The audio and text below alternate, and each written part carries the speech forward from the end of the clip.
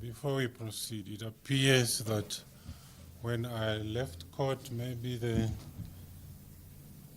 some officials, the cleaners, they cleaned, and then my computer is off. Somehow the lines, the plugs are off. Yeah, before we proceed. The power.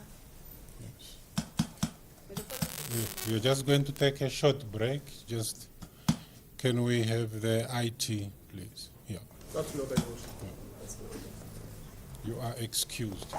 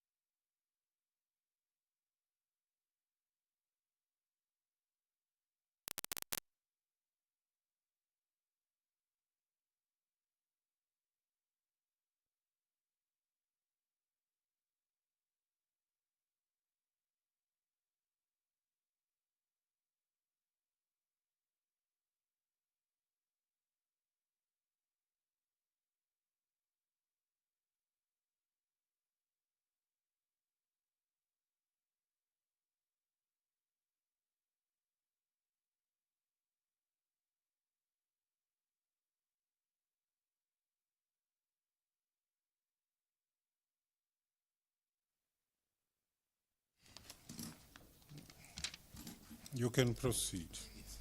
As the court pleases, Your Worship, today is the 16th of July 2025 in the Magistrate's Court sitting at JP Karwahe Street in the matter between Immanuel Mulunga and 14 others. Presiding officer, Mr. Samunzala, for the state, me Lilungwe, assisted by my colleague, Ms. Hinda, for accused 1, 3, 8, and 13, Mr. Bangamavo, accused 2 and 14, Mr. Engelbrecht, accused 9 and 15, Ms. Gebhardt, and accused 4, Mr. Kasper. And Mr. Namanje for accused 5, 6, 7, 10, and 11. I was informed that Mr. Namanje is not here, but Mr. Gaib is standing in for him, and we are ready to proceed.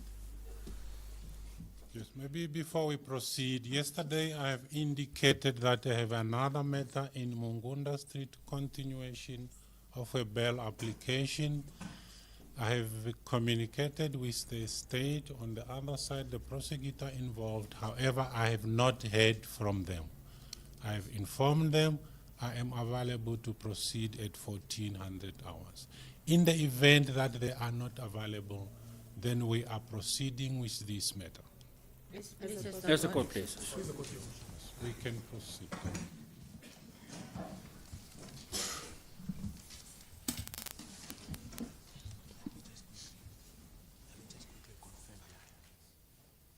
As a court pleases, Your Worship, I confirm my appearance together with Mr. Kazondana on behalf of accused 5, 6, 7, 10, and 11.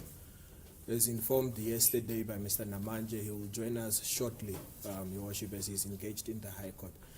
Your Worship, before any cross-examination commences, yesterday Mr. Namanje took issue and placed it on record that in respect of count 42, where there's a mistaken identity regarding the witness in the box, the state was given notice whether to make up their mind, whether they persist with that charge as it stands, or whether there will be a withdrawal.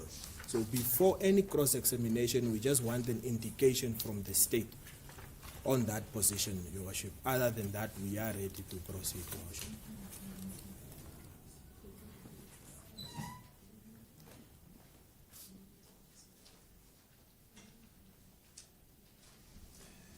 Maybe before you proceed, I want to hear from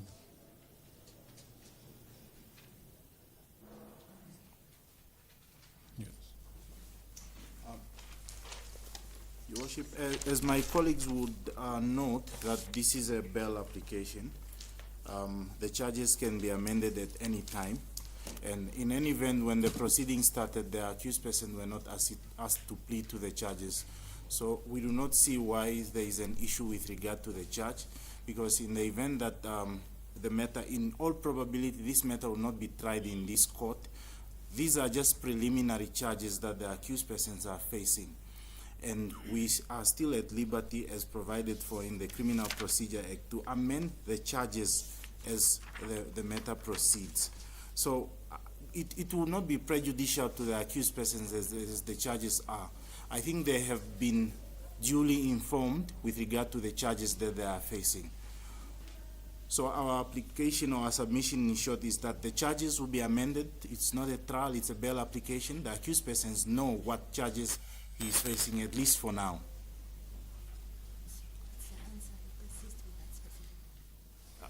The only issue there is the account number. That charge will be amended, but we will not be withdrawing it because it's not a trial. That is the short of what I'm saying. Yes, it's Just in response, we don't want to delay unnecessarily, but what my colleague is submitting is worrisome, because in this bail application there are grounds which apparently there's a seriousness in the state, there's a strong case against the accused person. In determining that ground, this court needs to have cognizance and take regard to all the charges that the accused person is facing, including that count 42 we are dealing with. So when my colleague says it will be amended in future, is my colleague saying that for purposes of this bail application, the court must disregard it, or the court must consider that count against the accused person as far as that ground is concerned? The state needs to adopt a position in respect of that count and tell this court, because this accused person must make out a case that he's a candidate. When it comes to that count, this court, in coming to a decision at the end of the day, will be required to have regard to the entire charge sheet or indictment as it is now, not in future when this case goes to trial, probably after 10 years. So my colleagues' concerns are very the submissions are prejudicial and very concerning as far as the defense is concerned. Yes, I understand, but the state have made its position. You have also indicated it's on record yesterday that you reserve your rights. It's on record. Exactly. Yes, so yes. for now we can proceed. Yes, the court, please. Yes. Please, the court, Your Worship, I confirm my appearance for first, third, and eighth accused persons. As placed on record yesterday, Your Worship, of all the defendants' counsel, I'm the only one who indicated that I would like to cross-examine Mr. Peter Elindi on one or two aspects of his evidence in chief. May I proceed, Your Worship? You can proceed. Mr. Peter Elindi, may I request you to go to page 2 of the bundle, the indexed bundle, dated the 13 July 2025. And I want you to go to page 2. That is the count, yes, 13 July 2025. And I want you to go to page 2 of that bundle. That is count 57, Your Worship. Page 2, are you there?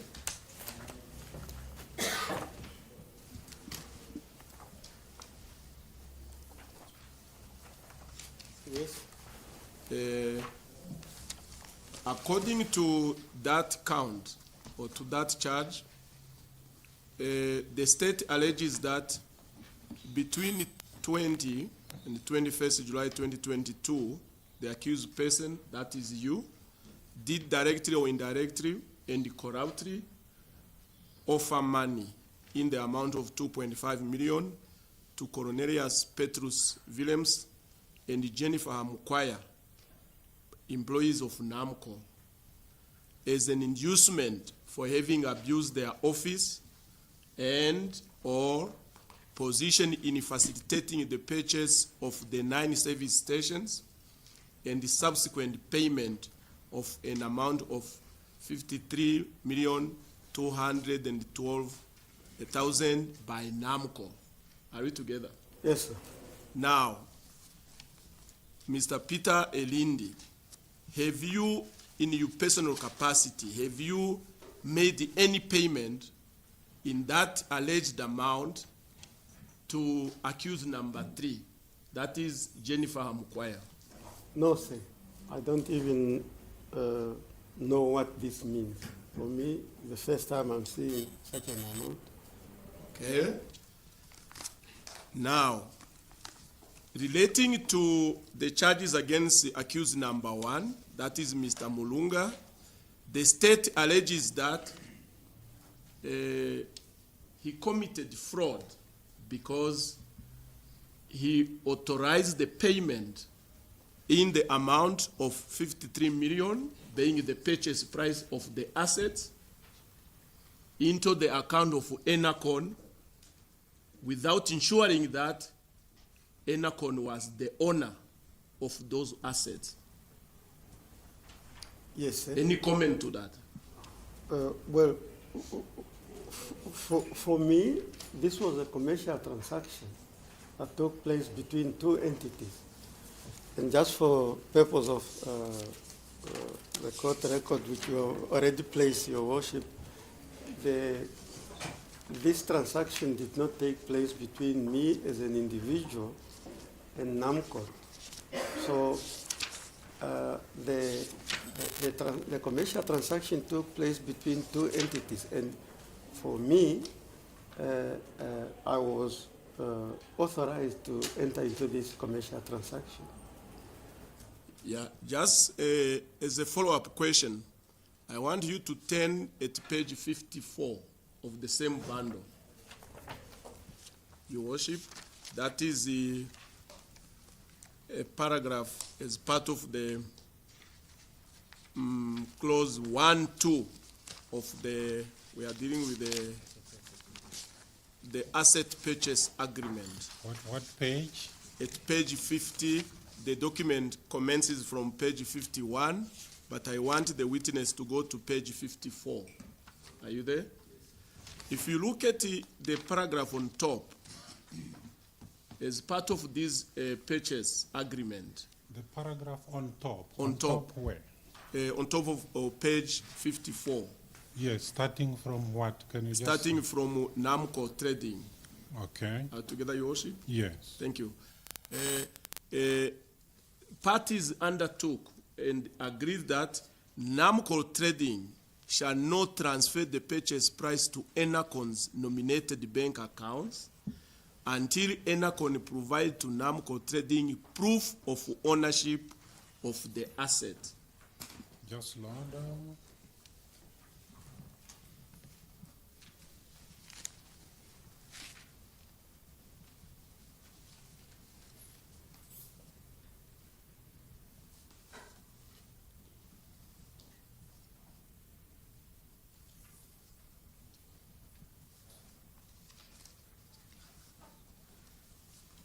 Yes. Thank you, Worship. So, Mr. Peter Elindi, obviously this is a suspensive condition which ought to have been fulfilled before the transfer of the purchase price or before payment of the purchase price. Now the question is, did you provide the proof of ownership on behalf of Enercon to NAMCOR before payment could be effected? What was provided is the list of all the assets that NAMCOR was part of the evaluation process. That process was provided and certified by an accountant. Oh, you are talking about the, where is the accountant report? Let's see, go to that one.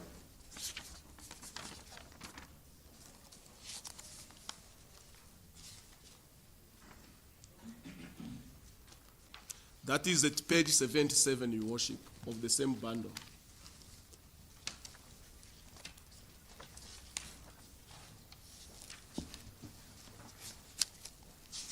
Or rather, we start at page 76, Your Worship. Mr. Peter Elindi, are you at page 76? Yes. Is this the document you are referring to? Yes.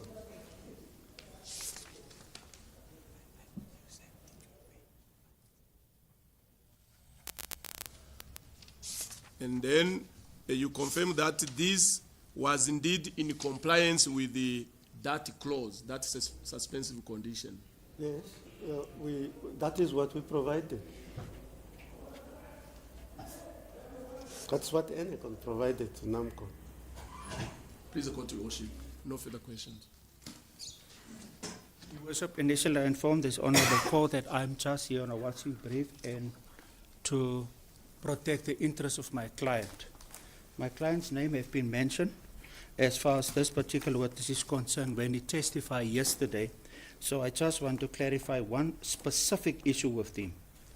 The charge that have been put to you now, it is mentioned the word that you corruptly offer money to Cornelius Petrus Willemse, accused number 2. Just slow down, Mr. Nyambali.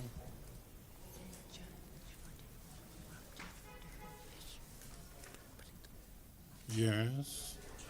You can proceed. First question, sir. Do you know accused number 2? Is it which Cornelius. page? Can we, no. The bundle that Can is you in just front speak of you. up? Do you know Yes. accused 2? Yes, I know him.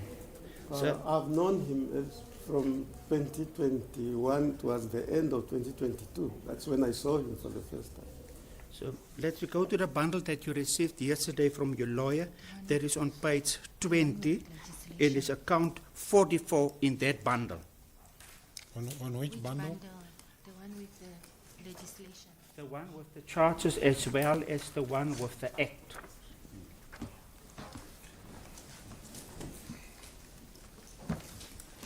That is page what? 20. Page 20, count 44. Give me this one.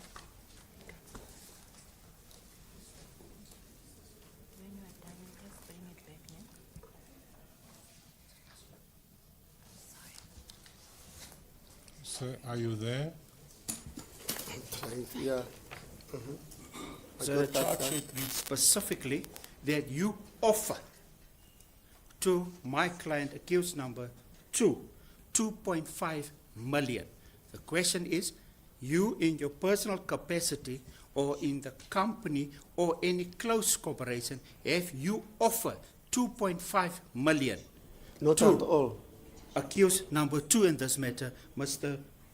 Cornelius Petrus Willemse? Not at all. As the court places no further questions.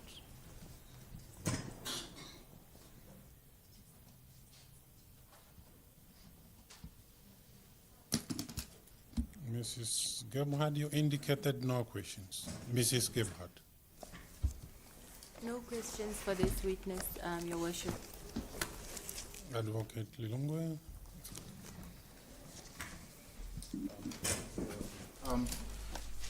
Mr. Elindi, throughout your testimony, you've indicated that you are a lawyer. Is it correct?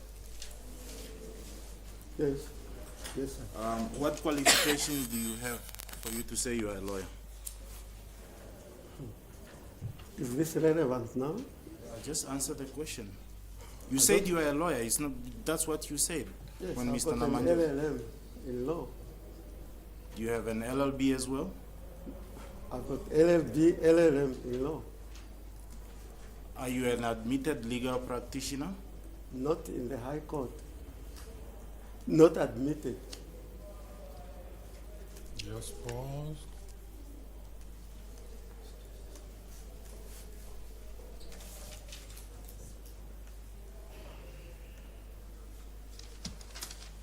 You can proceed. So it's then incorrect to say you are a lawyer then? How relevant is this?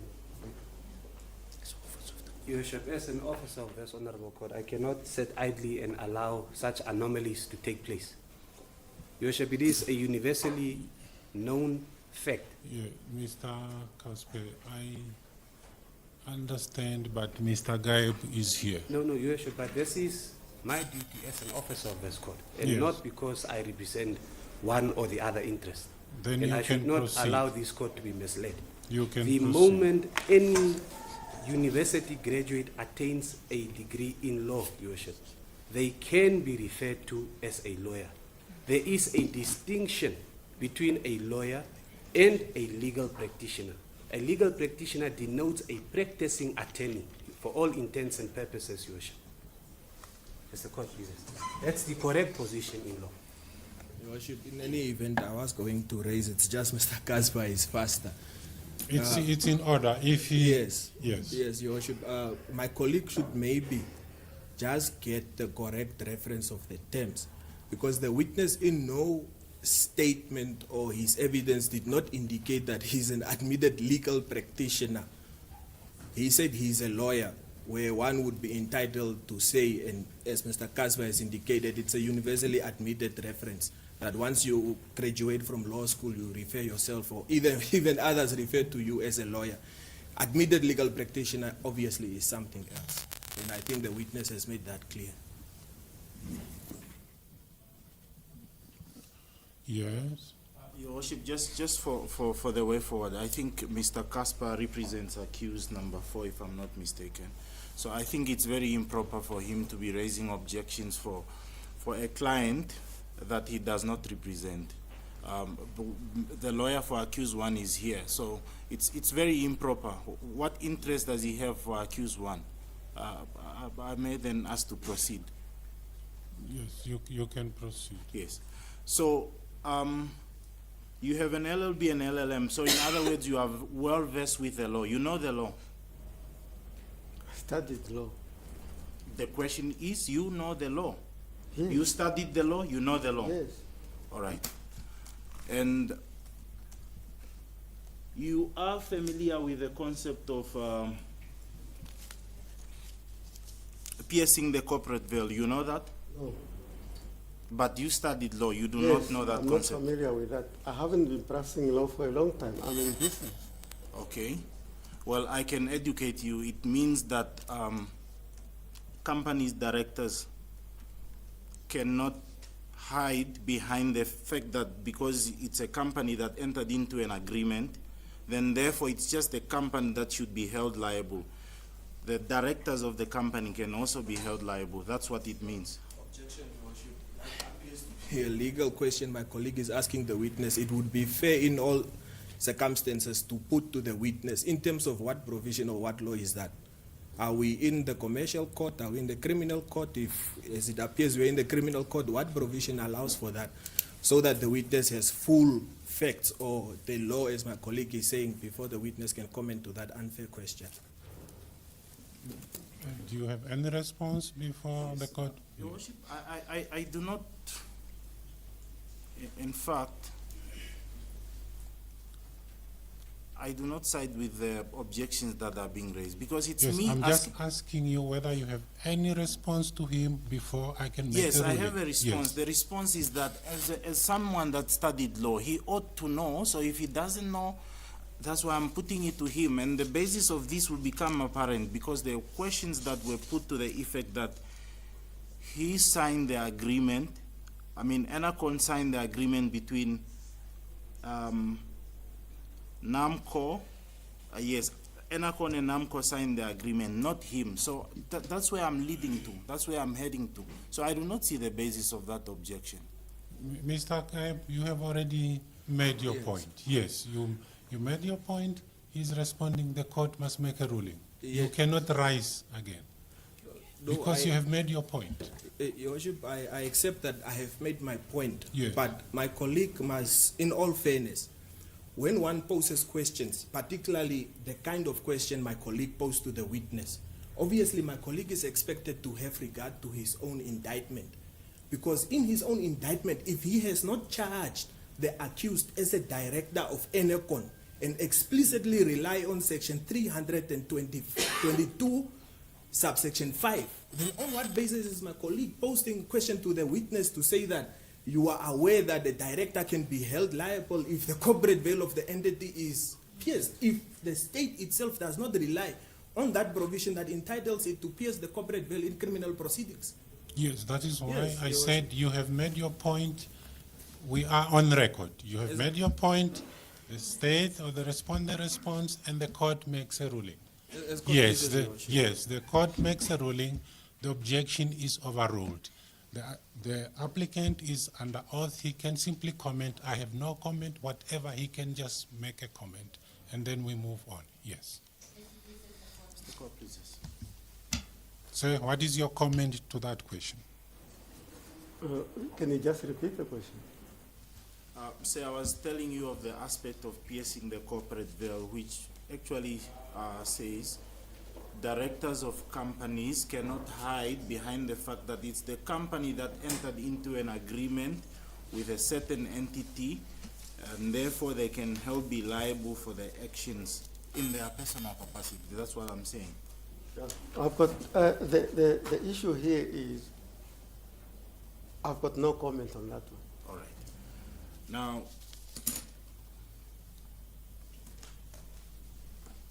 Worship, on the bundle that is before you, I would like to refer you to Which bundle now? it is The one that charges is- or the index? the one that is index that starts with page 1 to 5. I don't know what it's Yes, called. the index one. Yes. Yes. So I would like to refer the court to page 51. Page 51. The document titled Asset Purchase Agreement.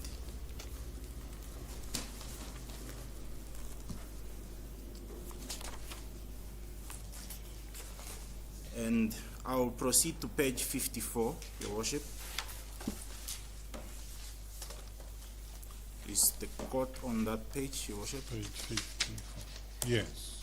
Yes, there is something written there, and I'll read it to you. NAMCOR shall not transfer the purchase price to Enercon's nominated bank account until Enercon provides NAMCOR trading proof of ownership of the asset. Do you see that?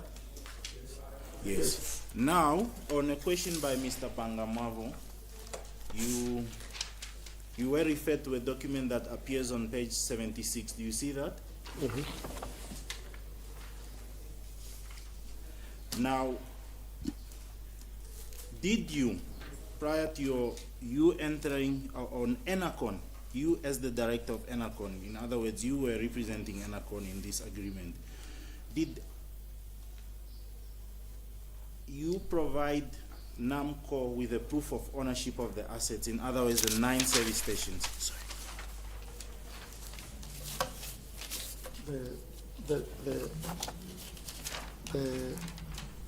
asset register from the Ministry of Defense was provided. The access register, Enercon provided this asset register to NAMCOR. No, sir, this is a letter. It's not an asset register. What? Just a covering letter. Yes, but what shows? I'm interested in the thing, proof of ownership of the assets. This shows that these were in the asset register of Enercon, but it's not proof of ownership. What Enercon did was to build those assets. By building those assets, we produce we incurred cost towards those assets, and that's why there is that list of those assets. Okay, so you agree with Just load them.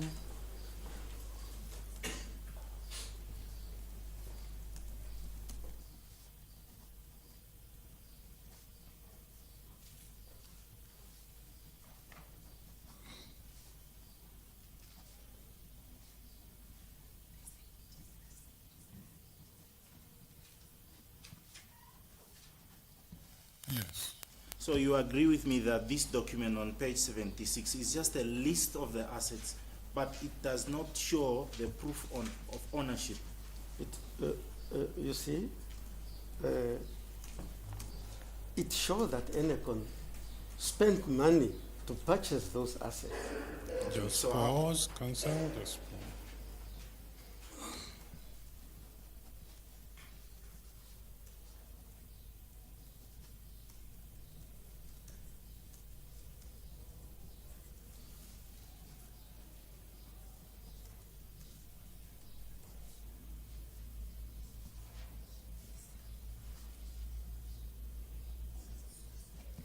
Yes. Sir, this document is not proof of ownership. It's just a document that shows the list of assets. Do you agree with me before I move to another question? Your Worship, I object. The question has been asked and answered by the witness.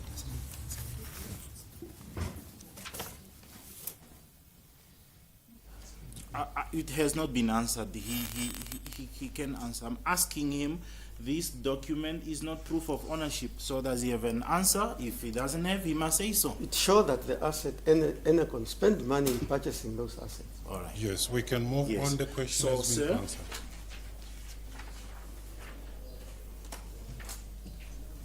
Your Worship, in the same document, in the same file, I would like to refer the court to proceed to page 143. It's a document titled Memorandum of Agreement. Yes, just slow down, take your time. Page 143. Yes, Your Worship.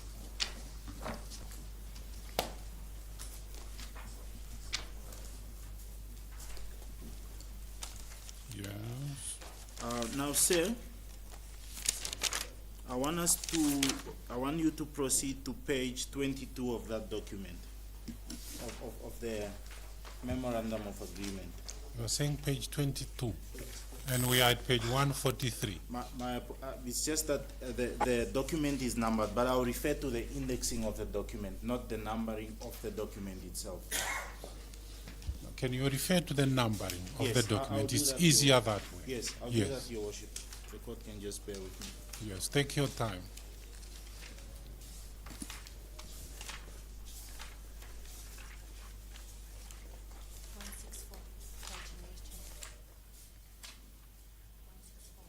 Yes, Your Worship, on the paginated document is page 164. And I would like to read to you, sir, Mr. Elindi. The clause there says, each party acknowledges that this agreement constitutes the entire complete. That is what clause? Clause 12.1. Yes. Yes, it says each party acknowledges that this agreement constitutes the entire, complete, and exclusive agreement between the parties concerned and concerning the subject matter contained herein. Now, it further says no modification, amendment, consent, or discharge in connection with this agreement or its provision shall be binding upon either parties unless made in writing and signed by the party sought to be charged with the same. You see that? Yes. Now, I'm interested in the part that says no modification, amendment, or discharge with this agreement. Do you see that? Yes, sir. Yeah. So, in terms of the agreement that you entered with NAMCOR and Enercon, did you disclose this aspect that you had been discharged from the agreement that you had signed with the Ministry of Defense? In terms of that clause, I'm interested in the part that of the discharge. Where have you been discharged from this agreement with the Ministry of Defense? Just pause before you respond.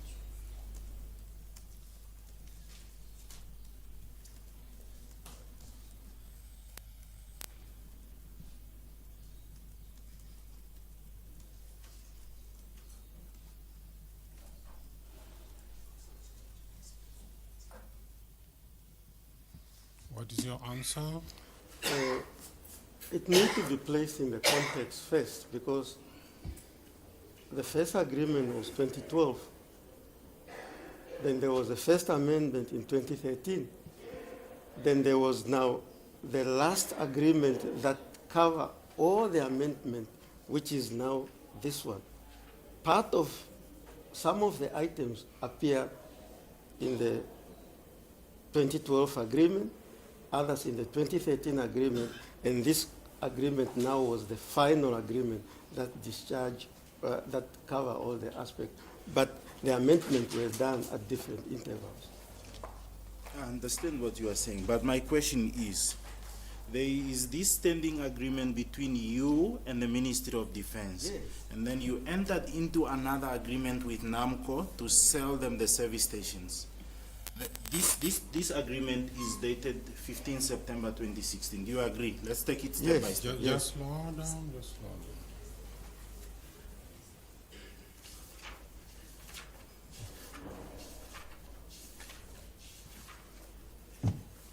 Yes, when you put a question, Counsel, can you put a question? You pause before the witness responds. Yes, The Your court is taking short notes. Yes. Yes. Just before the witness answers, I think it will be fair to the witness if my colleague poses his question in an appropriate fashion, because at no stage did the witness testify or evidence before this court that service stations were bought. The witness explained it was their rights and interest in the equipment Enercon purchased to set up at various military bases. So when my colleague says service station, it's a bit unfair to the witness. My colleague must refer to exactly what the witness testified was bought, installed, and in fact what the agreement itself says. The agreement that my colleague is questioning on does not even refer to service stations. Advocate? Worship, I would not be derailed by these objections. My question, if the court has regard to page 51, that is the purchased agreement that was entered into between NAMCOR and Enercon.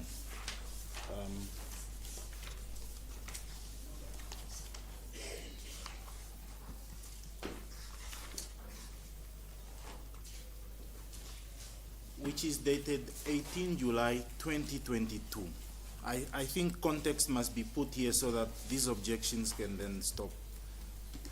This agreement between the asset purchase agreement of Enercon and NAMCOR is dated 18 July 2022.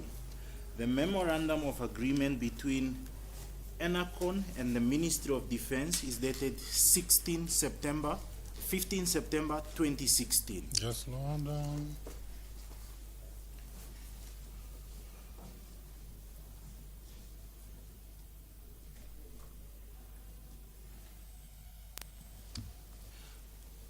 Yeah.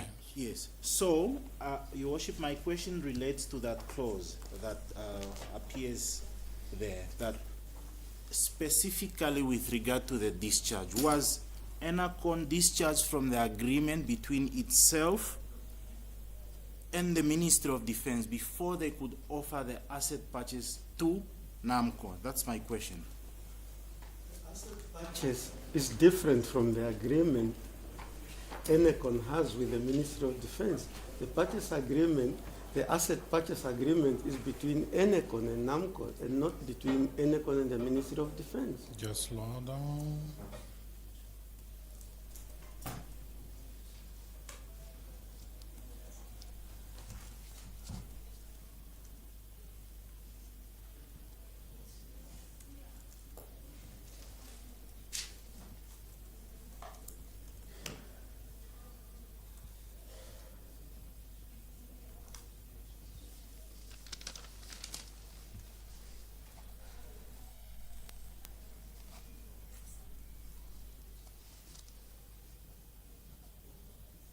Yes.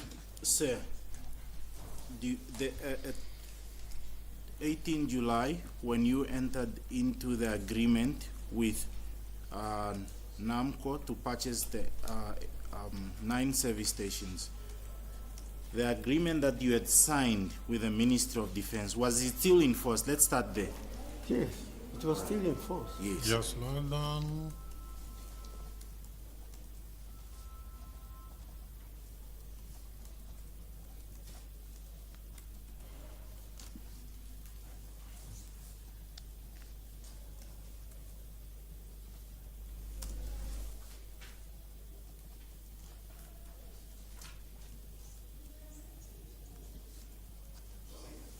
Yes. And then, by logical conclusion, 2016 is before 2022. You agree?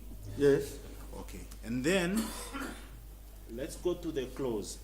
It says, each party shall notify the other one about the amendment or discharge in writing. Do you see that? With due respect, Your Worship, the agreement between the Ministry of Defense and Enercon has nothing to do with the purchase agreement between NAMCOR and Enercon. Just pause. I just don't Yeah, can you understand. just, yes.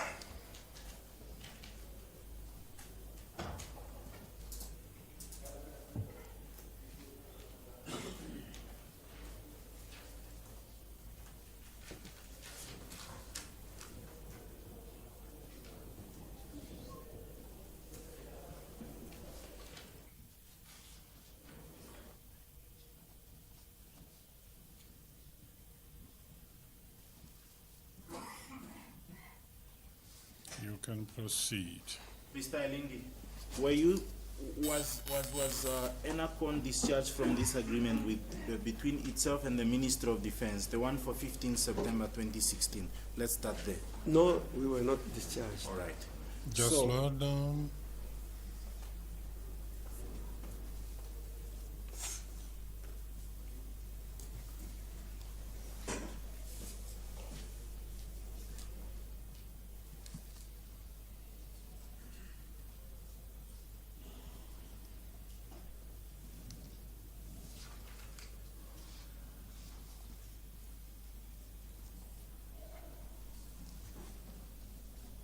You can proceed.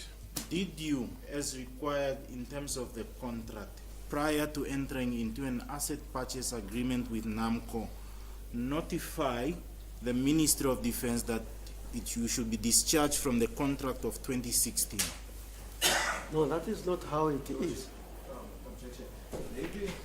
Because I'm entitled, if I have a problem with my colleagues' questions, to rise every time I have that problem, to put my problems on record. Can my colleague, instead of just focusing on one word that appears in a very long provision, perhaps take the witness to a specific provision, if there is such a provision that exists, and say you were required in terms of this provision to discharge, amend, modify. I understand law of contract becomes a problem for all of us.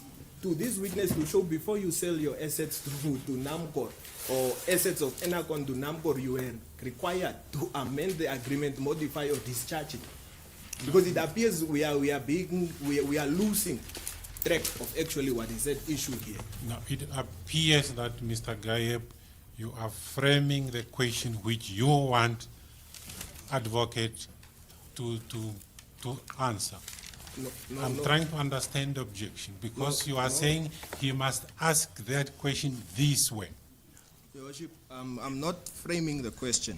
Yes. I'm putting my objection in context. Because when the court looks at the clause that my colleague is dealing with, he keeps referring to, you were required to discharge, did you discharge this agreement and all of that? Instead of perhaps showing the witness a specific provision other than this one, or within this own provision itself, that says that Enercon, before it sells its assets to NAMCOR, was required, which assets my colleague terms as, I will say for lack of maybe following what's happening, as service stations. You were required to discharge this particular agreement you have with MOD, Ministry of Defense. Okay, you are on record. Do you want to respond before the court can make a ruling or not? No, I think my question is... Okay, if you have no response, then the court makes a ruling. Yes, I have no The response. objection is overruled. We can proceed. Thank you, Your Worship. Now, so your answer was, no, you were not discharged. Yes, No, the agreement the was question still in was, force. did you notify the Minister yes, of Defense? Yes. I was derailed. Yes. Yes. Did you notify? We were not required to notify the ministry with regard to the commercial agreement that we may enter between Enercon and any other service provider or supplier. I want to take you to page 147 of that document.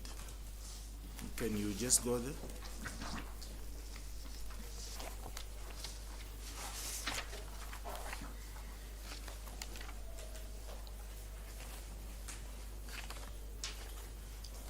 Page 147. Yes, 147, Your Worship. Yes. Article 2, which talks about the duration, and I'll read it to you. This agreement shall commence upon the date of signature hereof and shall remain valid for an extendable period of 15 years. The agreement shall be which is extendable by way of written notice delivered by either party at least 3 months prior to its expiration of this agreement. Do you see that? Yes. Yes. So you are in agreement as per the clause that the extension of the contract was for 15 years, or the duration rather was for 15 years. Yes. And in 2022, when you signed the agreement to sell the assets to NAMCOR, 15 years had not yet lapsed. Yes. Just slow down.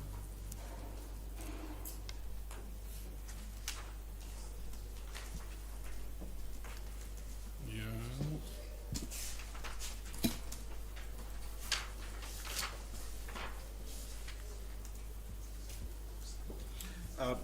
I'll proceed to page 164 again. There is a clause I want to ask the witness. Should I answer now on the other one? Sir, can you just wait Sorry, for sorry. the question and then you... Yes. In fact, I'll abandon that. I'll proceed to 166.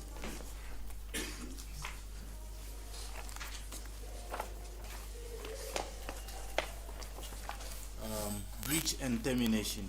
It says there, without prejudice to any other remedies which either of the parties may otherwise have in terms of this agreement or at law, either of the parties shall be entitled to terminate the agreement by written notice. I emphasize written notice to the other in the event that the alleged breach has firstly been referred to arbitration in terms of Article 20 of this agreement, and thereafter the matter shall be dealt with them in terms of the provisions of Article 12.1.2 of this agreement.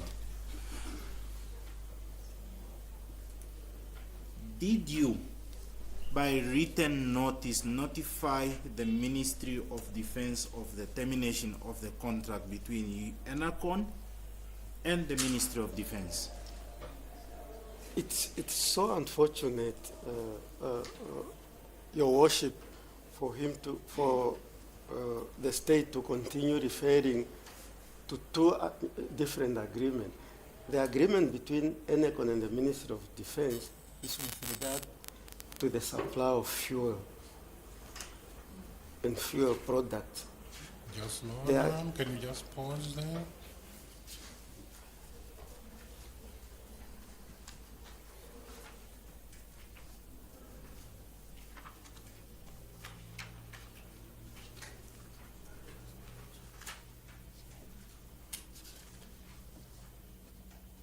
Yes. And the agreement between Enercon and NAMCOR is with regard to the right and title in respect of the equipment that Enercon built in the sites of the Ministry of Defense. So they are separate agreements. One does not require, we were not required to notify the ministry, we were not required to terminate the agreement of the Ministry of Defense. And in fact, the agreement with NAMCOR is on the basis because this agreement for fuel supply was still in force.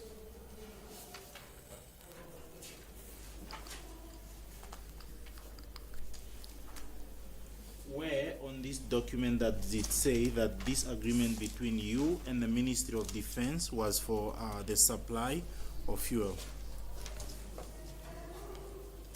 And not for the service station, and not for in respect of the service stations? It's the supply of fuel and all related fuel and all fuel related infrastructure. Just pause. Yes. Just pause. The- Can you just pause there before you proceed?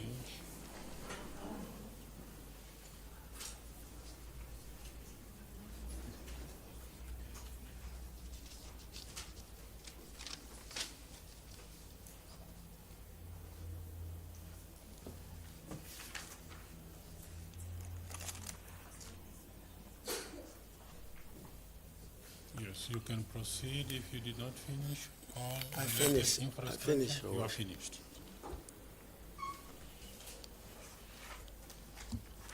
Now,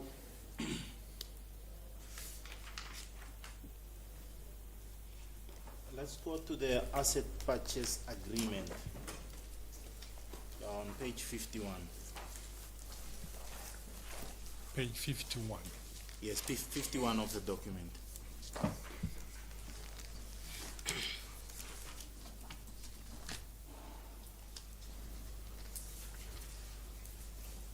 We have now established that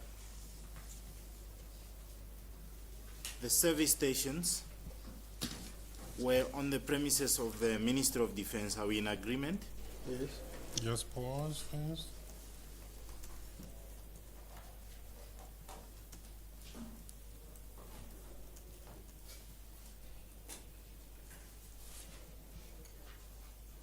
Yes.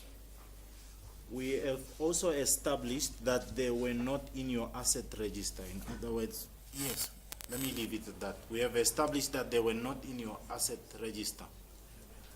No, there was no proof of ownership. My apologies. There was no proof of ownership that shows that the 9 service stations belong to Enercon.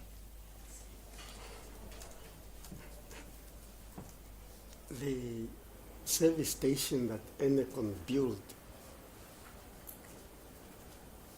was built on the basis of the agreement that was reached between Enercon and the Ministry of Defense, whereby the Ministry of Defense, and we covered this on the first day of this proceeding, that I can't hear you. no, I'm saying the service station that Enercon built within the facility of the Ministry of Defense was done with respect to the agreement, this agreement between the Ministry of Defense and Enercon, in terms of which Enercon would acquire financial resources and build those service stations at their own.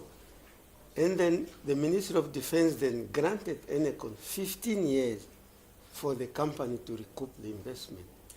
Throughout that period, those assets, the rights and title were belonging and belong, and still now belong to Enercon. Just pause. It's a practice in the industry, in the oil industry. Yeah, can you just pause?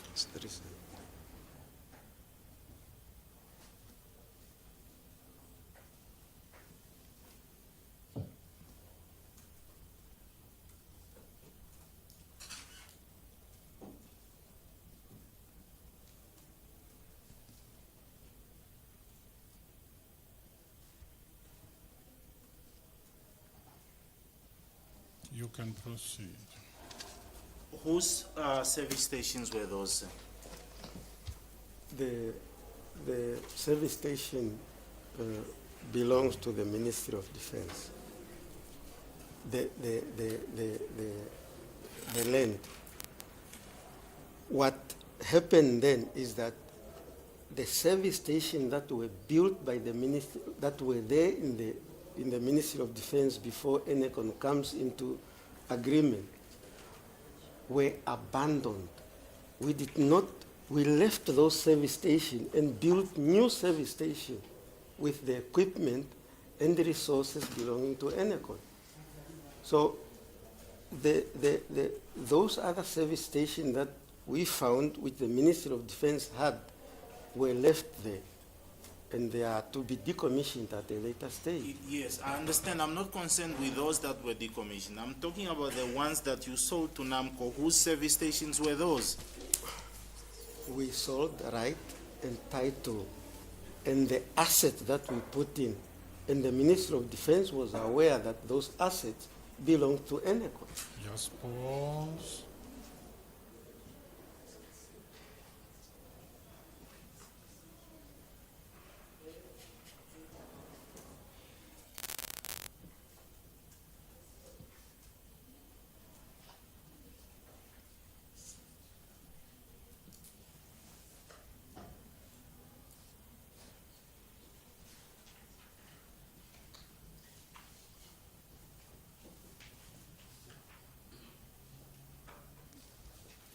So earlier on you say they belong to the Ministry of Defense. Now you were saying they belong to Enercon. To whom did they belong to, sir? Objection, Your Worship. The witness never said the service stations belong to the Ministry of Defense. The witness explained and said there are those service stations that existed before Enercon came, that was built probably by Ministry of Defense. They left those ones, acquired new equipment, infrastructure, and set up new ones. He never said those service stations that or infrastructure set up by Enercon belong to Ministry of Defense. That was not the evidence. Yes. No, a question was asked, whose service stations were those? He responded, they belong to the Ministry of Defense. Yes. And then thereafter, the witness proceeded to clarify in respect of which service stations he meant belonged to the Ministry of Defense, which was the ones they found that had to be decommissioned at a later stage. That is what the witness clarified, Your Worship. Advocate, I understand, but if counsel, maybe you can assist. I understand your, yes, Mr. Gaib as well. I understand what he is saying, but I understood the question, or since you have started questioning, you did not at any point refer to the old service stations which were found there. Yes, exactly. In fact, on my last reply to his question, I said we are not concerned about the old ones. Yes. Yes. So, Mr. Gaib, I understood your question, your response, but you are making it with reference to the old service station which were there. No, And Your his Worship. question did not refer to that. No, Your Worship. I'm referring to the answer given by the witness. The witness said the service stations belong to the Ministry of Defense Yeah. prior to Enercon coming into the picture. Then the witness says the Enercon then enters into a contract with Ministry of Defense. The service stations that was there prior to Enercon coming into the picture had to be decommissioned. Then Enercon took up financial obligations, resources from institutions to set up new infrastructure. And that is what the witness explained, to say those ones that were set up by Enercon belongs to Enercon, not Ministry of Defense. Yes, we are Yes. on record. We can move on. Yes. So, when you entered into an asset purchase agreement with NAMCOR, those service stations did not belong to Enercon. They were not yours. You say they belong to the Ministry of Defense. No, those service stations, Yeah. those service stations when we entered into the agreement belong to Enercon.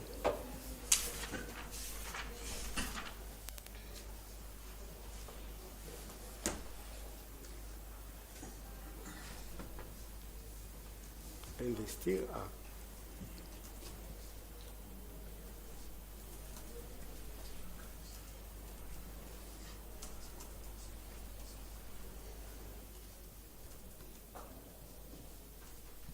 You can proceed. Did you, prior to receiving the purchase price of 53,212,000, provide proof of ownership as required in terms of the asset purchase agreement with NAMCOR? I have already covered that question, sir. Just pause.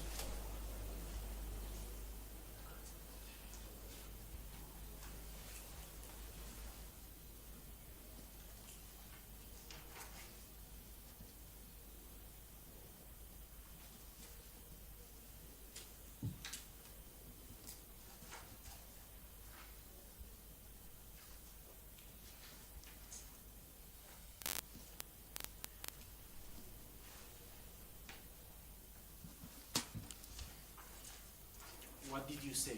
Did you provide? That's the question. What did you say? You said you've answered. I don't remember you saying anything. You don't remember I've asked that question? I asked you, did you provide proof of ownership? Yes, answer the question. I said Enercon provided the list of assets. I answered you already. Okay, the list of assets, not proof of ownership. I have already answered Okay, you. thank you. Enercon provided Just the list pause. of assets.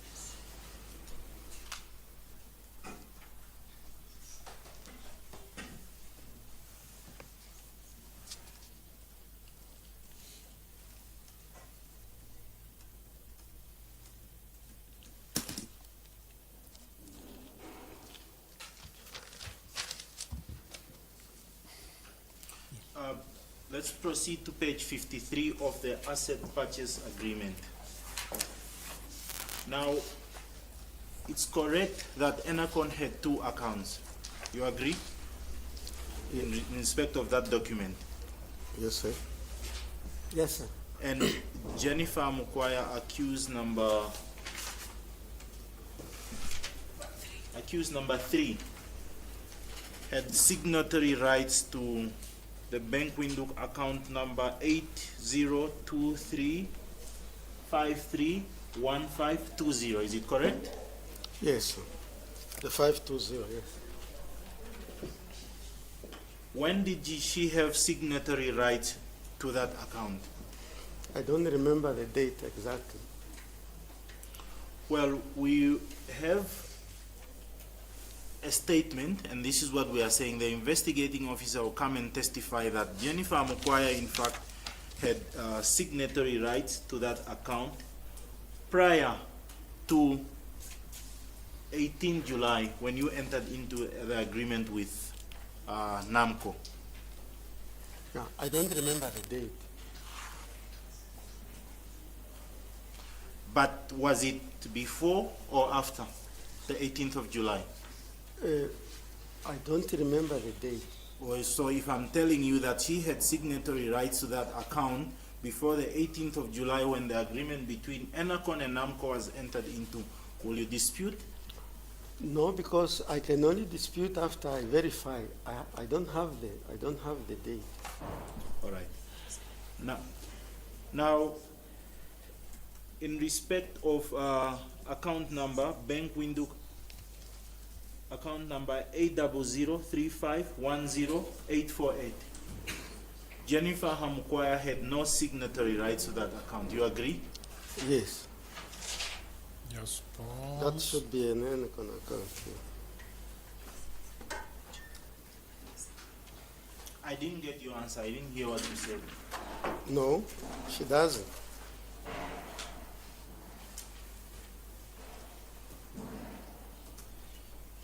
And the money that was paid from NAMCOR to Enercon for the asset purchase was paid into this account that ends with 848. Do you agree? I've got no, I don't have records of that. Well,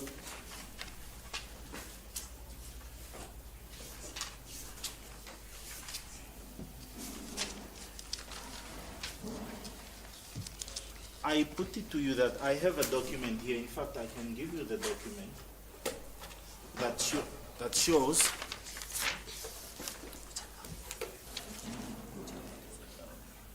the bank account number 80035108848. Yes. Bank account of Enercon.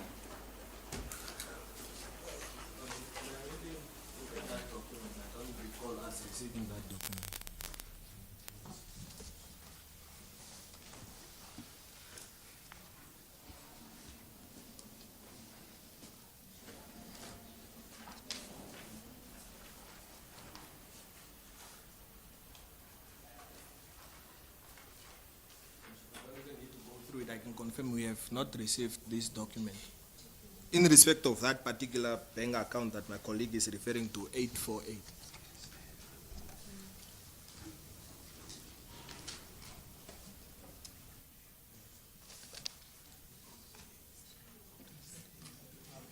I can confirm that the bank statements were availed this morning, unless they were just misplaced. This morning. No, Yesterday. yesterday.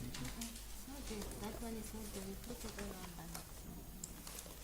Councils, just take your time. Can you just confirm?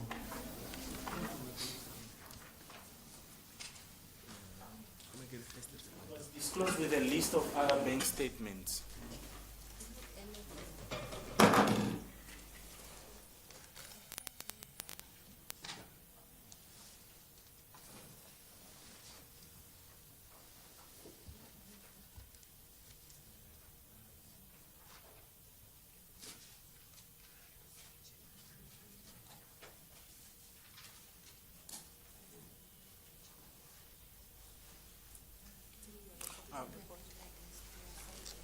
Worship, I don't know whether my colleague will get to that document, whether there is. Just give them time. Just it appears all of them they are looking, so just give them time.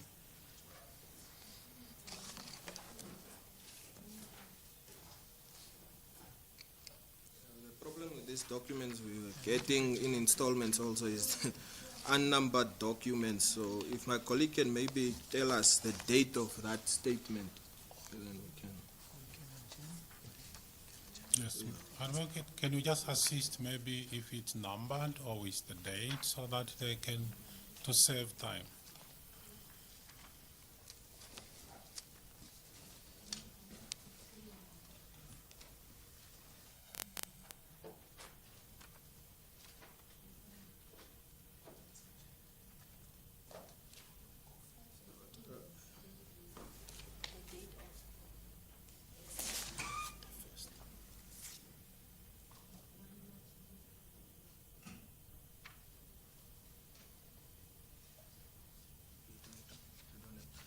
Worship, I have a copy of the documents that the state gave us yesterday. The only bank account I can see here, bank statement, other than one of the accused, personal one, as far as Enercon is concerned, is just 520. These are the documents that we got from the state yesterday. I'm not trying to be obstructive unnecessarily.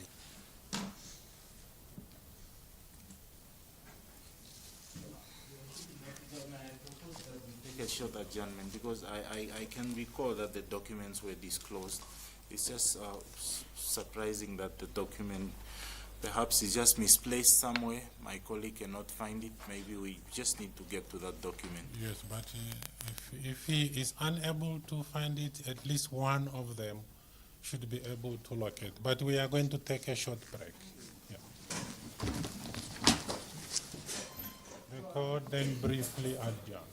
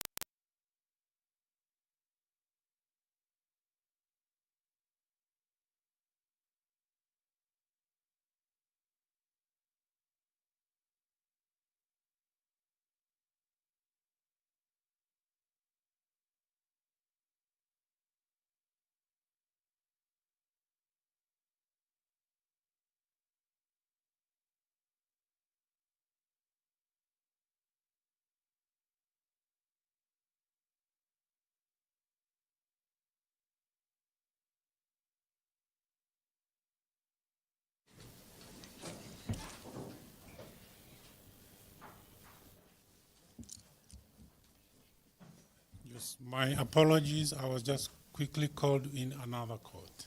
Yes, sir. Before my colleague, Your Worship, as I indicated yesterday, I was in the High Court. Your Worship, I'm done and I am back in court. It's in order, Mr. Namanje. That's the court, please. You can proceed.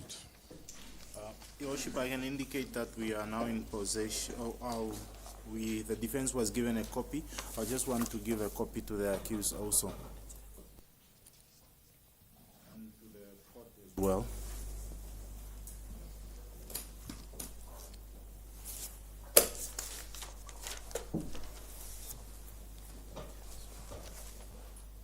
May I proceed, Your Worship? You can proceed. Yes. Now, sir, I would like to take you to page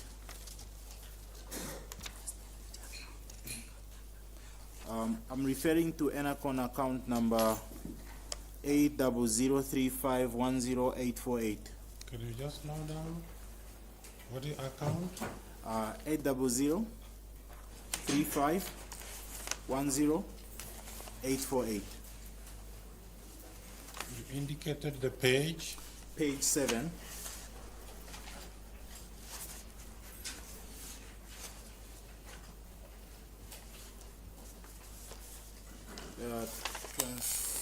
Action number 102, dated 19 July 2022.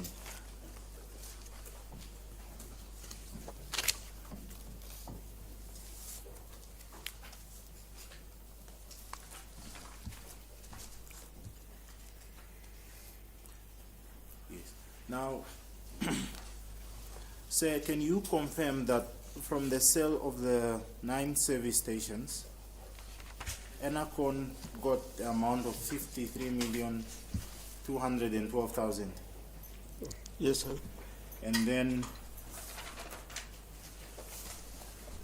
what happened to the money? What happened to the 35,000, if you can recall? 35 million, my apologies. 35 million was transferred to a NAMCOR account as per the agreement, which is the one that ends with 20. Sir, can you just speak up? Yes, little it was bit? transferred to the account, to the 35 million was paid into a joint account. Into? Yeah, in the account that end with, if I can just go to the agreement. It was paid in account 8023531520 of Enercon, where NAMCO executive had signatory powers. Which NAMCO executive had signatory? Ms. Jennifer Hamukwaya. And why would Jennifer Hamukwaya be a signatory account to an Enercon account, whereas she was working for NAMCO? That emanates from the fuel supply agreement that we have here, that we have been speaking about. If I can just refer you to... It's fine. We can dispense with that. Now, is it correct that prior to you signing the asset purchase agreement with NAMCO on the 15th of July, NAMCO some money, about 108 million?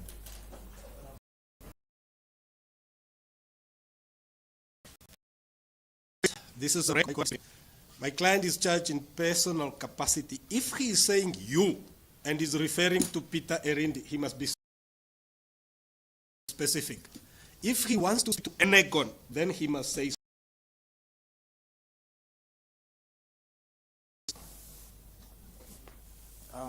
Your Worship, it's just unfortunate I'm talking Enercon because it's Enercon. Perhaps I need to be specific, but when I say you, I mean Enercon because he was representing Enercon when he entered into the agreement with NAMCOR. Yes, can you just ask Mr. Namanje? He must be just specify. Yes. I'll specify. Yes. Is it correct that at the time you signed the agreement, the asset purchase agreement on 18 July 2022, Enercon owed money to NAMCOR? Yes. In the amount of 108 million, is it correct? I cannot confirm to that amount, but I know there was money owed. 180. Yes, 108. 108. Yes. Well, so if I tell you that Enercon was indebted to NAMCOR in the amount of 108 million, then you cannot dispute. I still have to confirm that one, but I know there was money owed. Okay. Now, there will be evidence led from the investigating officer that because you owed, Enercon owed NAMCOR in the amount of 108 million, the 35 million that you paid, that Enercon paid to NAMCOR was to settle the debt that Enercon owed to NAMCOR. Yes. Just pause.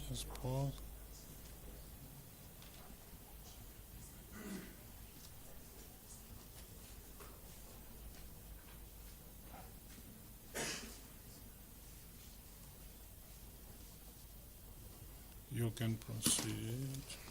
And it is also correct that you, Mr.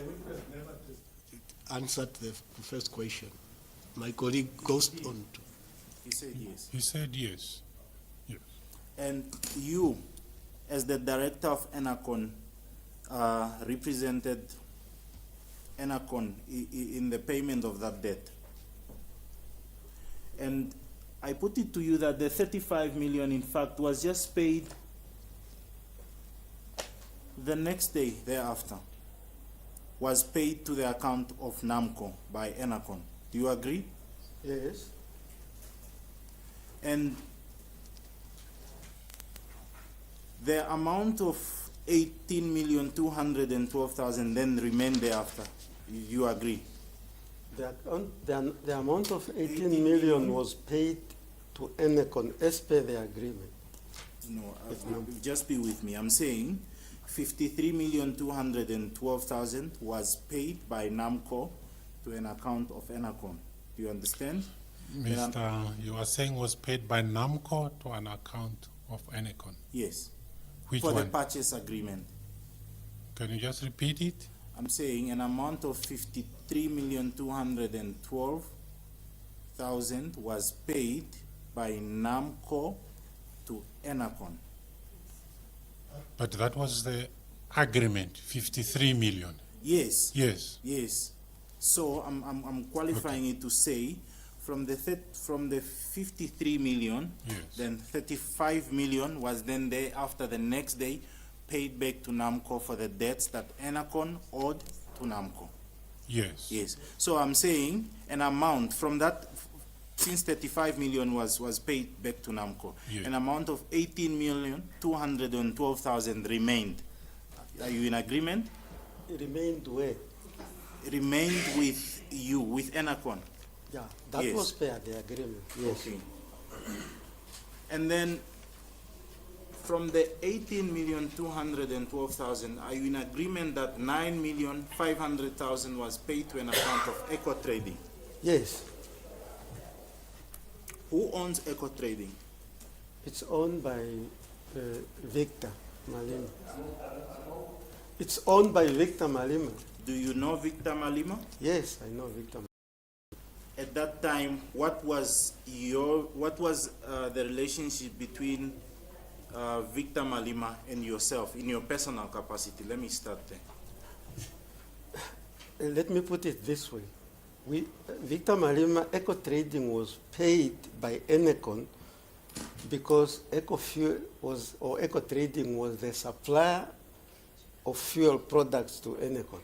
No, that's what I'm I didn't ask you that. I'm saying, what was your relationship personally between you and Onyeka Malima? I just know Victor Malima. In fact, he grew up with me. So what was the relationship between Enercon and Eco Trading owned by Victor Onyeka Malima? Just That- pause before you respond.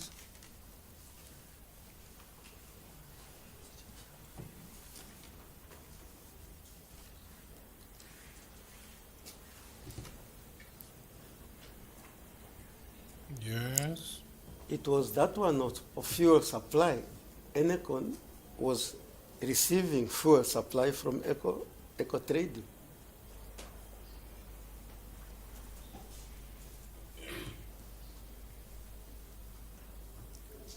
You say he grew up, Mr. Victor Onyeka Malima, you say he grew up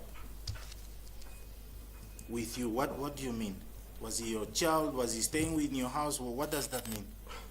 He, around the age of 16, probably had difficulties where he was with his father. I took him because his mother is related to my wife. All right. Now, are you aware that the money, the 9.5 million that was paid from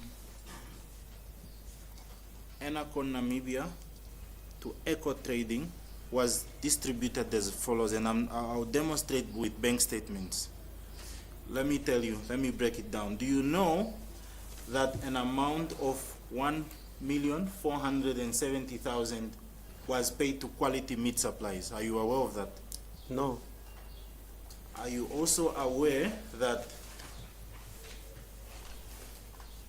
an amount of 960,000 was paid from Quality Meat Supplies into the personal account of Mr. Cedric Willemse, accused number 2? no, Are you also aware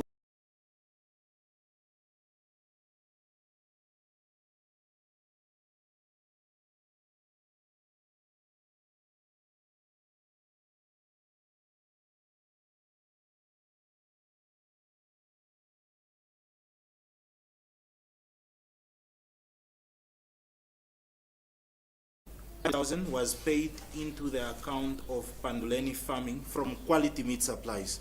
I don't know. Just hold on.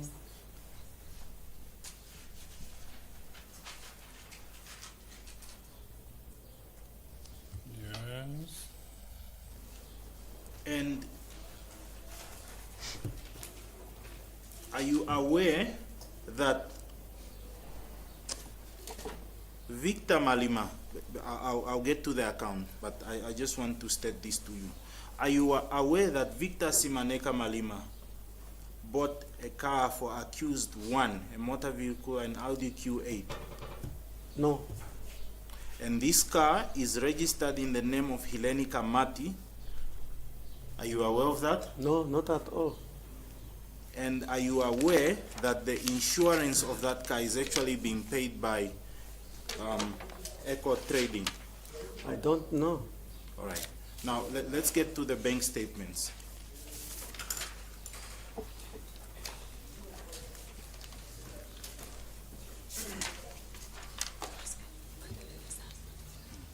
Yeah, so on the account of Eco Trading, Your Worship, page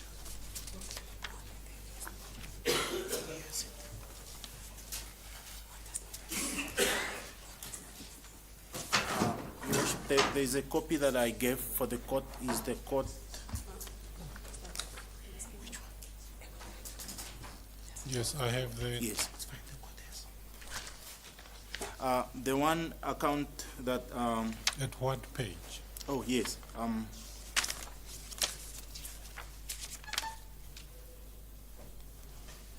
page 4. Page 4. Yes, page 4. Eco Trading.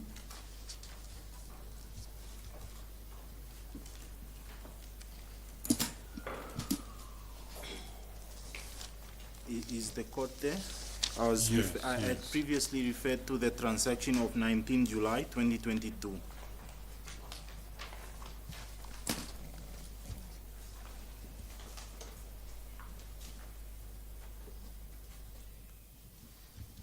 May I proceed, Your Worship?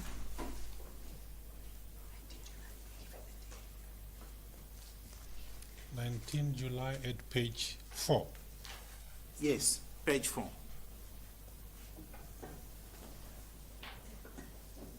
My page 4 only indicates the month of May.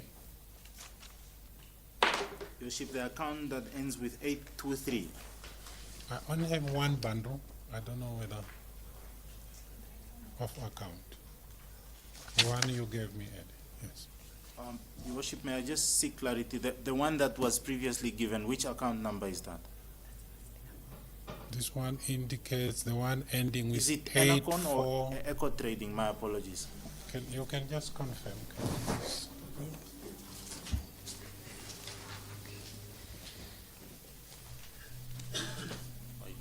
It was Enercon, but the court can still have both copies. I've moved on to Eco Trading. My apologies.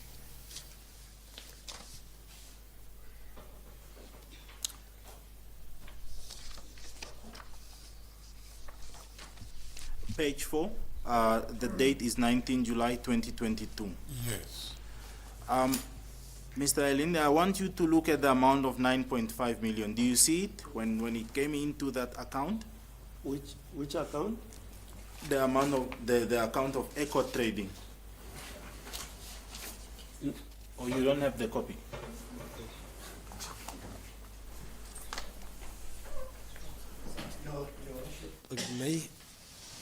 Can we kindly ask, is there a particular reason why we were not given these documents?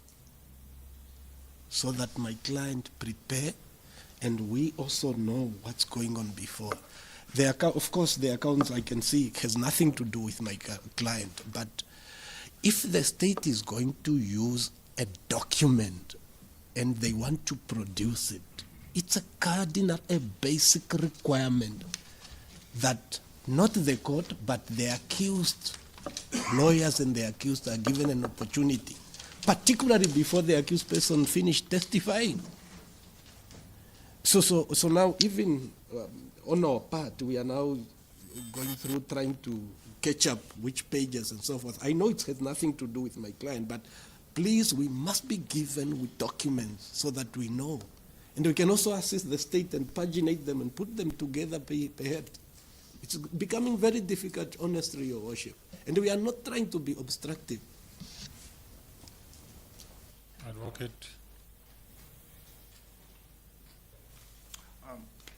Your Worship, I don't know if I should respond to that or just proceed, because we disclose as we go by, and unfortunately, I think I don't want to repeat the predicament that we found ourselves in, is that we had from the beginning intended to disclose the documents, but at least we have the beauty that we had. But have the documents been provided to Mr. Namanchu? It was provided to his assistant, Mr. Gaib.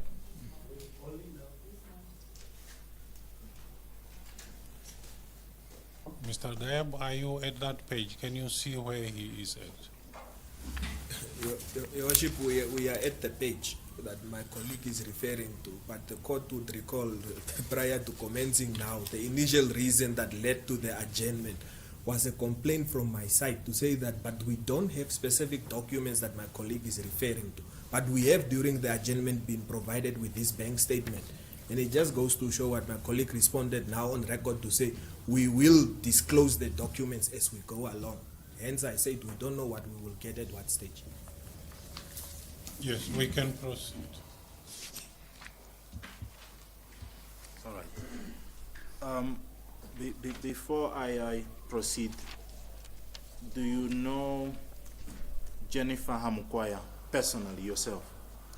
I know her, but not my friend. Do you know Panduleni Hamukwaya?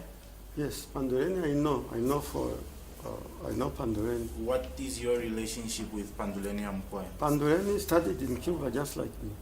Oh, so you know each other? Yeah. Okay. Now, let's go to the bank statement of Eco Trading on page 4. Now, do you see the amount of 9.5 million coming into the account of Eco Trading? You see in the credit column? And then do you see that? Which page you said? Page 4 of that document.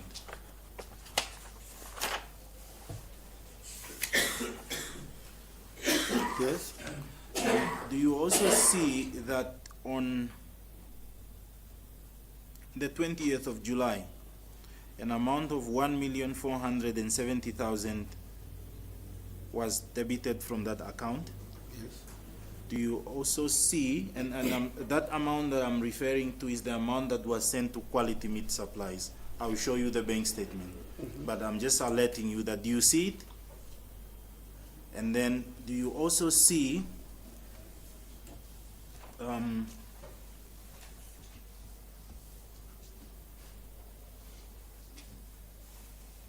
just.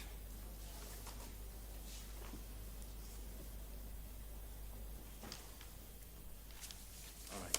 I will give you another document now. Your Worship. Yes.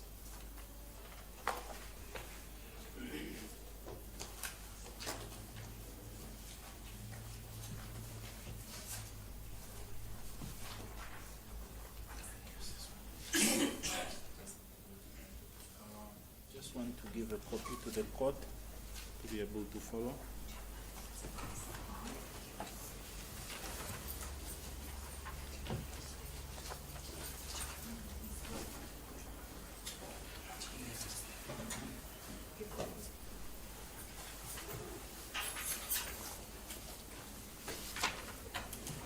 Do you have the bank statement of Quality Meat Supplies? Account number 8023489861.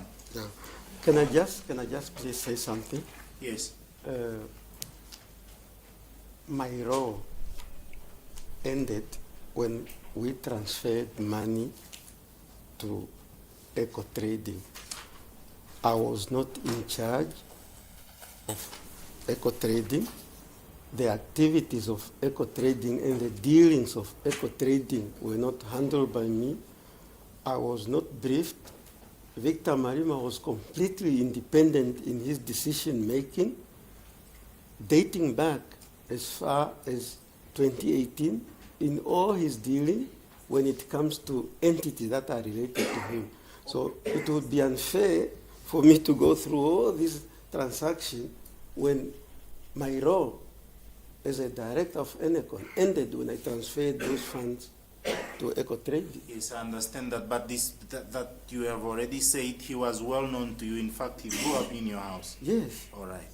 So let's go to that document that relates to Quality Meat Supplies on page 2 of that document. I'll refer you to, Your Worship, on that document, page 2, transaction of 20 July. I think the transaction code is 155. Do you see an amount of 500,000 that was debited, in other words, sent to, or firstly, let me start with the 1,470,000. My apologies. You are page 2. 20 July.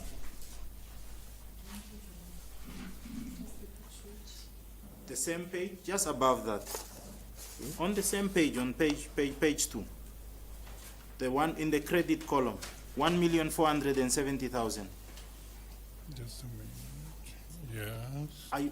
Mr. Elindi, are you on the document of Quality Meat Supplies? Yes. Sorry, Mr.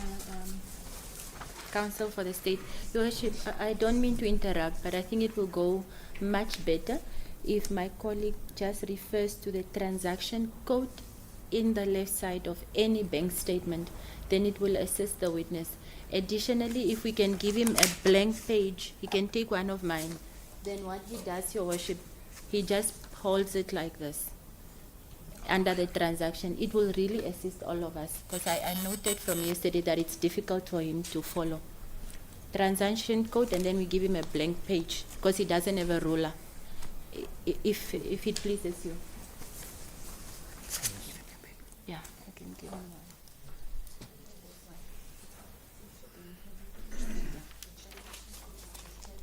Well, that's what I've been doing. Sir, 20 July, transaction number 155. Yes. And in fact, I had said, let's go to the amount of, on the Just slow down, just give him, are you there? 20 July, yes, 155. 155. Yes. okay. In fact, before I asked you about that amount, I had asked you that do you see on the same page, just above that, on the 20th of July, transaction number 107, Eco Trading loan payment, 1,470,000. Do you see that amount, credit column, the amount coming in? And do you see that on the same day, an amount of 500,000? Read loan payment. Yes, it's a document, is the best evidence. Yes. He must read what the document says. It was just a slip of the tongue. It's not intended to mislead the court. Yeah, Yes. we can So proceed. I'm referring to the transaction of 20 July, Transaction code? transaction code 155. That says Panduleni Farming, 500,000. Do you see that? Yes. Okay. And then on the same, or on the next day, just below that, 21 July, transaction number 155, Yes. CP Willemse. Do you see that? Yes. 960,000. No, it cannot go on like. For this record is being typed, Your Lordship. If somebody typed up this record, my colleague is reading CP Willemse, it says dash, then it says something. He must complete what is standing on, because this is a real evidence. A statement speaks for itself. It's not for him to cut out some words. It say game and goats. Why are you skipping it? No, I'm not referring to that transaction. It's not that one. And I think he's mistaken. Okay, I'm can you referring just to the refer 960, The not the code? 150. the code? Under the 500,000. The code is, 155. yes, 155. So there is no misleading there. It's him that is mistaken. Okay, we Yes. can. So, Mr. Elindi, do you see on 21 July transaction number 155, branch origin branch code 40, CP Willemse 960? Do you see that? Yes. All right. Now, I want to put it to you that this account of quality meat supplies was a conduit to launder the money or to steal the money. As soon as it came from Eco Trading, it was distributed to Panduleni Farming and CP Willemse. No. For me, it ends up when I transfer the money to EcoFuel for purpose of fuel supply. What Eco Trading did with that money, I don't know. And I want to put it to you further that the 960,000, I'll start there. The 960,000 that was paid to CP Willemse was paid to him as a bribe for authorizing the sale of the service station in the amount of 53,212,000. The investigating officer will come and testify to that effect. Yeah. Just a minute, before you respond. My client is coming to occasion here. The state must first have put and say, according to a statement in front of me, the investigating officer would come and testify in order to qualify. He just make a statement from the bar. And further to that, it would be unfair for the state to get that information through the witness before court. These questions should be put to whoever's the owner or the member of Quality Meat supply. It is unfair to get that kind of evidence and baseless allegations already onto the record. Because that evidence, it must be proven by facts, not as he put it. I'm the one representing the witness, but the problem is here. If my colleague is making direct allegations that 960 is a bribe, given the nature of the offenses faced by my client, so that I know when I re-examine my client, he must then specify. If he's talking about is a bribe paid by somebody else, he must be specific so that I know that he is not dealing with the allegations in the indictment against my client. But if he's saying it's a payment of a bribe, but he wants to refer to my client, then he must say so that I relate it to the charge. Remember, Your Lordship, Your Worship, you can look at your notes. He did not say a payment of a bribe by who. He simply said it was a payment of a bribe. It would be fair because he has statements and he knows his case. If my client is involved, he must then suggest to him so that I can relate it to the charge, so that when I cross-examine the investigating officer, I know that the allegations that were being made by my colleague specifically targeted my client. If they do not target my client, I will not cross-examine the investigating officer because I know that is not an allegation directed to my client. I have no problem if he says, it's you, Mr. Elindi, with greatest respect. Yes. Your Worship, towards the end of the question, it's just that Mr. Engelbrecht rose. In fact, I'd qualify the question to say the investigating officer will come and say that the 960,000 was paid as a bribe to Mr. C.P. Willemse. And I'm putting this question because the court will note that there is an account that relates to that amount in respect of accused 2, and further to qualify that question, because that's why I've laid down the basis that the money came from Enercon, Eco Trading, and then Quality Meat Supplies, and distributed from Quality Meat Supplies to these people. That's why I laid the basis, so I do not see the confusion here with regard to the question I'm putting. Yes, that is exactly what you are saying. If my colleague is saying, then it's good. If he is saying, accused number 2 is facing that specific offense, if my colleague can just point out which one so that I can explain my objection. If he can just say which count so that I can see, so that it's very clear.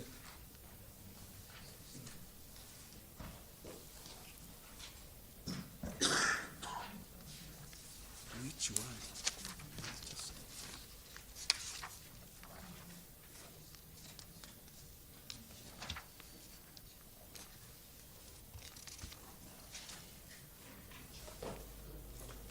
Your Worship, I just want to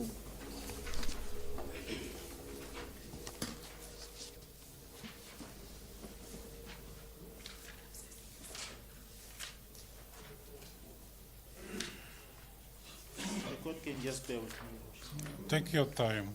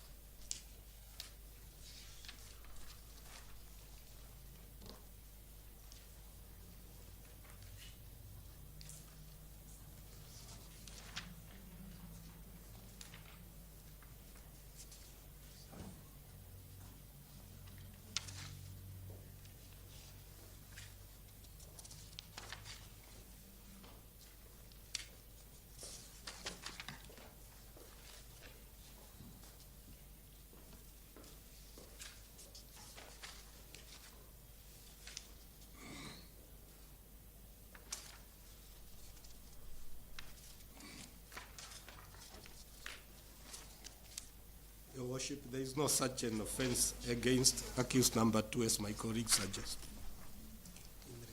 Yeah, just a minute, he is still checking.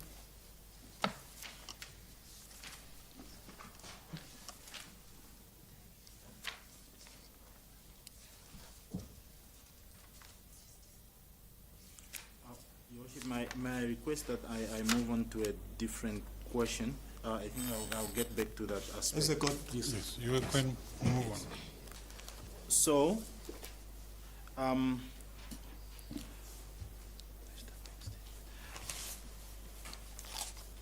let's get to the 500,000. From What is the code? The code, the date 20 July 2022, code 107, no, 155. 500,000 to Panduleni Farming.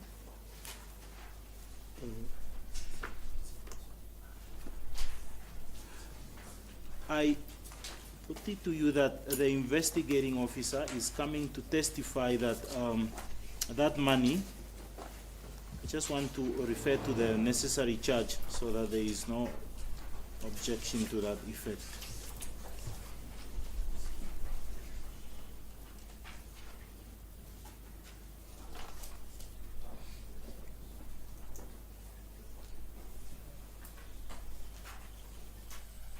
Yes, it relates to, it's count 71 in respect of accused 15, an entity owned by accused, or that was represented by accused 8, Panduleni Hamukwaya. And your Worship, if that is the case, unless that charge suggests my client or the charge of the other accused person suggests that my client was involved, my client has no business to answer on behalf of an accused person who is in a dock. I checked, there is no such a charge from page 14, Peter Elindi, to page 17 against my client.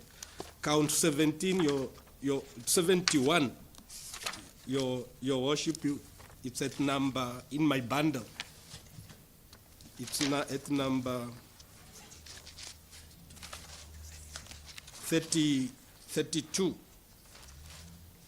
That charge is against a cross corporation, which is in any way is not, a cross corporation doesn't bring a bail application. It's not here, it's not even in these proceedings, because companies are not given bail. And it's provisionally liquidated. The representative of this cross corporation is a liquidator, provisional liquidator. So my client has no power whatsoever. He was not a member of this, and he is not suggested to have worked. There is nothing in this charge that says that CC worked with my client. If it is 71, my client can never respond on behalf of somebody else. In fact, it's irregular. It will be an irregularity in these proceedings. Well, Your Worship, if the accused has an answer, if he can't answer, I think it's up to him to answer, not for counsel to answer for him. Because every question I put, then it seems like Mr. Namanje wants to answer for the accused. If he has no, are you relating it to the accused or to the applicant? yes, Or because as you have indicated that the money came from Enercon and you are trying to trace it down all the way. yes, Is that the basis? yes, of- that's the basis of the question. And if he has no answer, he can say so. All I'm trying to say, Your Worship, it depends what the question is. Yeah. If he is saying the answer relates to the crime committed, and that is count number 1, and when we came to this court, we prepared on the basis of the charges we were given for purposes of bail. S versus Unengu tells you, Your Worship, that an accused person in a bail application have to be apprised of what are the allegations by the state so that counsel can consult with the accused person in an attempt to suppress the state case and to strengthen his defense to show that the state case is weaker. Here is the problem. There is nothing wrong, Your Your Worship, for my colleague to simply say, the money that went, he has answered that, look, the money that came from Enercon was paid to Eco Trading, yes. or whatever. He can go on and list, but the problem is the state never charged my client. If the state had a problem, criminally-wise, with my client, they would of course have charged him with those transactions beyond what Enercon paid, and my client is not charged. So that is, we don't even have a problem on behalf of the accused person. I can even accept. Let's accept it's a way, accused person will never testify anything relevant to that because he has already said he knows nothing about those payments. Okay, then to cut it short, then we can move on. Exactly. Can you, accused, do you have any comment on that or no comment? I'm just, Yes. Your Worship, I have to rise at this point. When the counsel for the state was posing the question, he made specific reference to count 71. Yes. Your Worship, I invite you in that regard to have regard to the bundle of the charges and legislation at page 32. He then says that 500,000 of 20 July 2022 speaks to count 71. Your Worship, it is incorrect. I am in this proceedings representing, and that's why, let me start there. I represent Mr. Nandago, who is alleged to be representing the Close Corporation Petroleum CC. But Your Worship, look at the allegation at page 33. It says that that payment was done on the 17th day of December. So it's a factual incorrect statement to put it to this witness that my client made that payment. A payment cannot be done on 2 dates. So if it's a mistake, he can correct it, but the minute he runs to count 71 in respect of my client, he will run into me and he has to be correct factually. The state's allegation is that the payment is done on 17 December 2022, the 500. But the payment he relates it to on the statement of quality meat supplies is on 20 July 2022. So my objection is that let's put the correct thing to this witness, although in any event, we are all aware that first rule is relevance. Yes.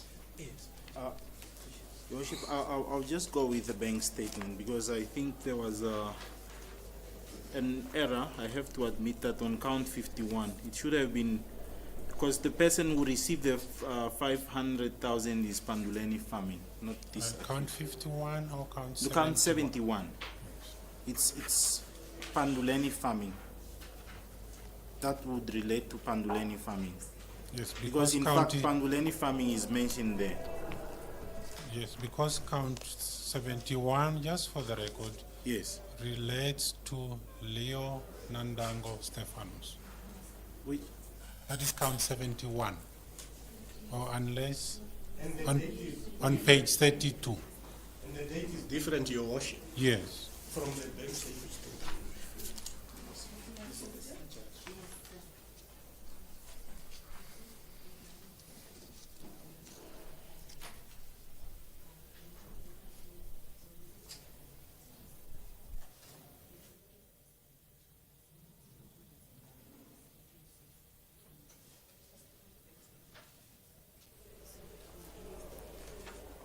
now, Your Worship, I've seen what counsel is relating to. Just, maybe let me have it for now.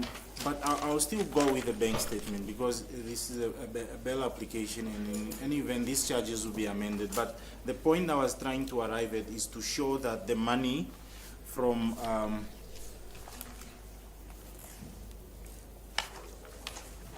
quality meat supplies went to Panduleni Farming. If he has an answer, then he can respond there too. yeah, All right. Now, Any comment? No comment. As I said, I've got nothing to do with all those tell me, transactions.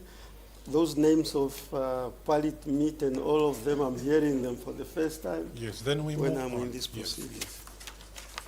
now, Maybe while you are there, I have earlier indicated my commitment in another court. I was informed during the break that one of the lawyers is indisposed. Therefore, we are proceeding at 1400 hours in this matter. Yes. okay, so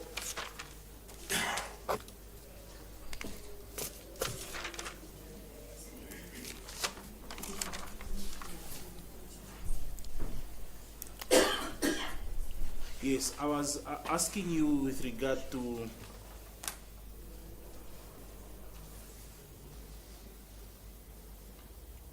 Mr. Victor Malima. Yes. Yes, I know he's not here, but I just want to put something in context. Was Enercon Namibia in any business apart from the fuel agreement with Eco Trading? I don't remember And much other than No, the I fuel can't hear you, sir. I can't remember other than the fuel supply agreement. There might be in other activities, but And would you know the reason why the amounts, as soon as the 9.5 million came into the account of Eco Trading, was distributed the way it was, almost on the same day? I wouldn't know. I wouldn't know. Victor Malima was acting independently from me. And do you also have a reason or an explanation to say why NAMCOR, a NAMCOR employee like CP Willemse was paid by Quality Meat Supplies from the money that was actually came from Enercon Namibia? I wouldn't know. I wouldn't know. I always dealt with the colleagues from NAMCOR, not as my friend, just at corporate level. I'm not a friend to them. I just know them as corporate persons. I mean, a person representing NAMCOR. Now, there was an aspect that I had not asked you with regard to the service stations. Let me just clear out something there. Do you know if up until now, NAMCOR ever took ownership of the 9 service stations as a result of the asset purchase agreement entered into between Enercon and NAMCOR Trading? I counsel for the witness. Can the state clearly ask a clear question? What does it mean when it says, did NAMCOR ever take ownership? I don't understand. I need to understand the question. Can he just clarify it so that I can see whether I object or not? What does he mean? Taking ownership, what does he mean? Well, there is no ambiguity. The ownership is just ownership. To take something. Me and Mr. Namanje studied the law, we know. Ownership means to take something. That's what I'm asking. There was an asset purchase agreement, so I'm asking, did NAMCOR eventually take ownership since they bought the items from Enercon? No. Luckily, both myself and his colleague, my colleague, didn't study law in Burundi. Your Lordship, my colleague is not clear. Is he talking about taking delivery, or is he talking about the transfer of ownership? What is he talking about when did NAMCOR ever take ownership? What does he mean? That is a clarification I'm seeking. Because, Your Worship, this is not even technical. If it was We understand that some are tanks being sold. It's, in other words, removable tanks or pumps. Of course, if you are talking about an immovable property, like a property where you have, can I just finish explaining? Just let him finish. Yeah, just be courteous. Just let him Your Worship, my colleague must understand I need to understand the question. Or what I'm trying to say, he must just say, what does he mean when he asks my client, did it ever take ownership? I don't understand. Is he saying, did they ever go to those bases? Or is he saying there is a title, he expected a title deed? I don't understand what he, the agreement is there. Yes, can you just, yes? Your Worship, the problem I have with that is that it's, the question is posed to the accused. It's for him to answer. If he doesn't understand the question, he must ask. The question is not meant for him. So why is he seeking? But can we just then, for the sake of time, can you just clarify what you mean so that we move there? Okay, yes. Did NAMCOR take ownership? In other words, did they have use and enjoyment of the service station? Remember, there was an existing supply agreement already. No, I'm asking you, after No, you not- had signed the asset purchase agreement on 18 July, up until now, did they have use and enjoyment of the service stations that you sold to them? No. They went ahead and canceled the agreement. Just pause.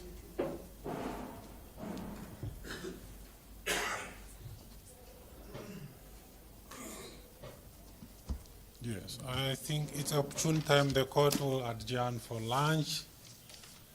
Yes. We meet at 1400 hours. Please, the court.